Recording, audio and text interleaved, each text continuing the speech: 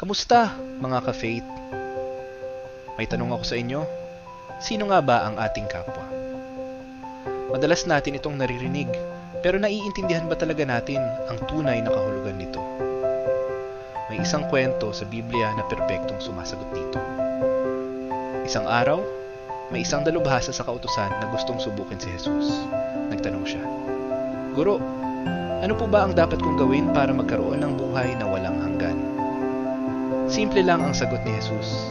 Tinanong niya pabalik, "Ano ba ang nakasulat sa kautusan?"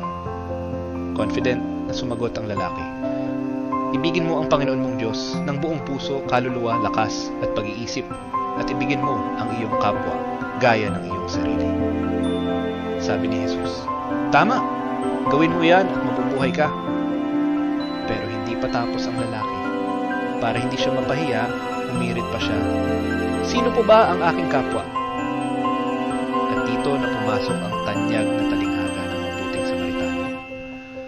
Ikinuwento ni Jesus na may isang lalaking naglalakbay mula Jerusalem papuntang Jericho.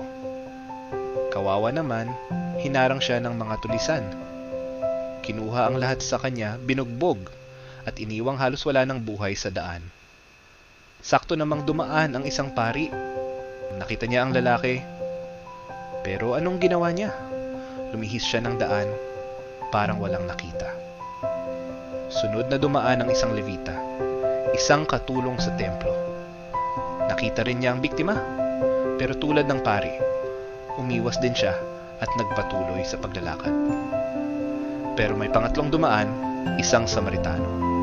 Kung iisipin, ang mga Hudyo at Samaritano ay hindi magkasundo noong panahong iyon. Pero nang makita ng Samaritano ang sugatang lalaki, hindi siya nagdalawang isip. Siya ay naawa. Nilapitan niya ito. Ginamot ang mga sugat gamit ang langis at alak at saka binindahan. Hindi lang iyon, isinakay pa niya ang lalaki sa sarili niyang hayop at dinala sa isang bahay panuluyan para maalagaan kinabukasan.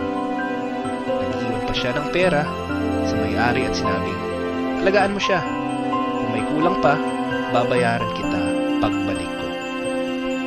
Pagkatapos ng kwento, tinanong ni Jesus ang dalubhasa, "Sa tingin mo, sino sa tatlo ang naging tunay na kapwa ng biktima?"